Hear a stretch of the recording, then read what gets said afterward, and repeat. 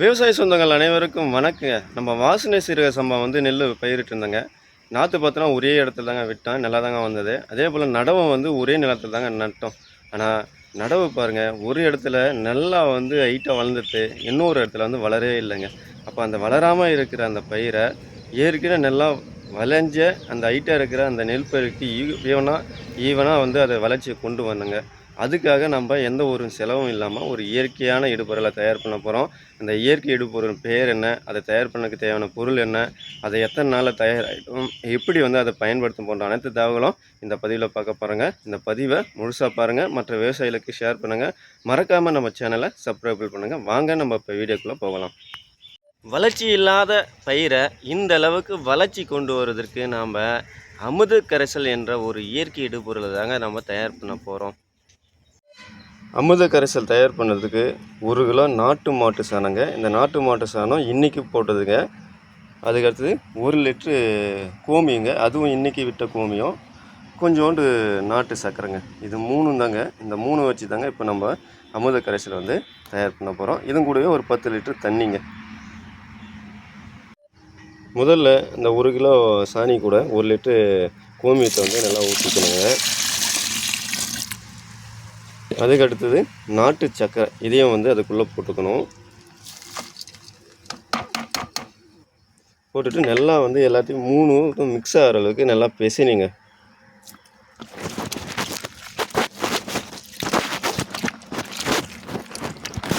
எவ்வளோ அளவுக்கு நம்ம கரைக்கிறோமோ அவ்வளோக்கு வீரியமாக நம்ம அமுத கரைசல் ரெடி ஆகுங்க.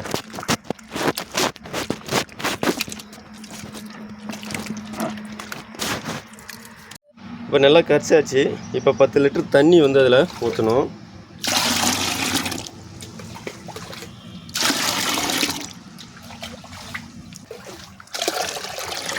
ஓகே, 10 லிட்ரு தண்ணி ஊற்றாச்சு. இப்போ ஒரு கோலை கொண்டு நல்லா வலதுபுறமாக ஒரு 30 சுற்று, இடதுபுறமாக ஒரு 30 சுற்று சுற்றணுங்க. இப்போ நம்ம சுத்தத்தினால நுண்ணுயிரினுடைய பெருக்கம் அதிகமாகுங்க. இது பார்த்திங்கன்னா 24 ஹவர்ஸில் 24 மணி நேரத்தில் இது ரெடி ஆகுதுங்க. இப்போ காலையில் நம்ம ரெடி பண்ணுறோம். இதை நல்லா கலக்கிட்டு இதை எடுத்து ஒரு நிழலான இடத்துல வச்சுணுங்க. 24 மணி நேரம் கழித்து நம்ம அதை பார்க்கும்போது மேலே பொங்கிட்டு வரும். இது பயிர் வளர்ச்சிக்கு அபூர்வமான வளர்ச்சியை கொடுக்குங்க. நமக்கு பயிர் வளராத பகுதி நம்ம காட்டினெல்லாம் ஏற்கனவே வீடியோவில் காட்டியிருப்பேன். இப்போ அதுக்கெல்லாம் பார்த்தோன்னா நீர் பாசனோடு நம்ம தெளித்து கொடுக்கலாங்க. அப்போ ஒரு சந்தேகம் வரும், நீர் பாசனம் கொடுத்தா அந்த வளர்ந்த பயிரும் வளர்ந்தானே அப்படின்னு சொல்லுங்க. ஆமாங்க, அதுக்காக தாங்க நாங்கள் என்ன செய்வோம்னா தண்ணி பாய்ச்சிட்டு இந்த வளர்ச்சி குன்றிய செடிகள் நெல் பயிர் எங்கே இருக்கும் அங்கே போயிட்டு நம்ம மொண்டு போயிட்டு வாசல் தண்ணி தெளிக்கிற மாதிரி எல்லாத்தையும் தெளித்து விடுவோங்க. அப்படி தெளித்து விட்டோடனே பயிர் ஈவனாக முளைச்சி வந்துடுங்க. இந்த அமுத கரைசல் பயிர் வளர்ச்சி ஊக்கி, அது மட்டும் இல்லாமல் காய்கறி கொடுத்தாலும் நல்லா காய்கனிகள் டேஸ்ட்டாக இருக்கும், ஷைனிங்காக இருக்கும். ஒரே நாளில் நம்ம இந்த இயற்கை இடுபொருளை ரெடி பண்ணி நம்ம பயன்படுத்தலாங்க. அமுத கரைசல் ரெடி ஆயிடுத்துங்க. இதை அப்படியே போயிட்டு நம்ம நெல் பயிர்களுக்கு கொடுக்க போகிறோம். இதை ரெகுலராக கொடுப்பதுனால நம்ம நிலத்தில் அடியில் இருக்கிற மண்புழு இந்த வாசத்துக்கு மேலே மண்ணை நல்லா வளமாக்குங்க. மண் நல்லா வளமாக மாறிதுன்னா நெற்பயிருக்கு தேவையான அனைத்து சத்துக்களும் கிடைக்கும், வளர்ச்சி அதிகமாக கிடைக்குங்க. இப்போ வாங்க நம்ம போய் நெல் பயிருக்கு இதை பயன்படுத்தலாம்.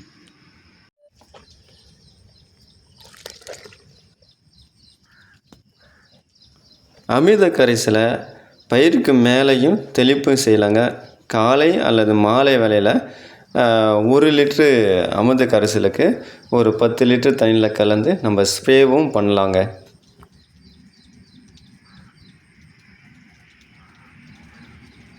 வளர்ச்சி இல்லாமல் இருக்கிற நெல் பயிருங்க.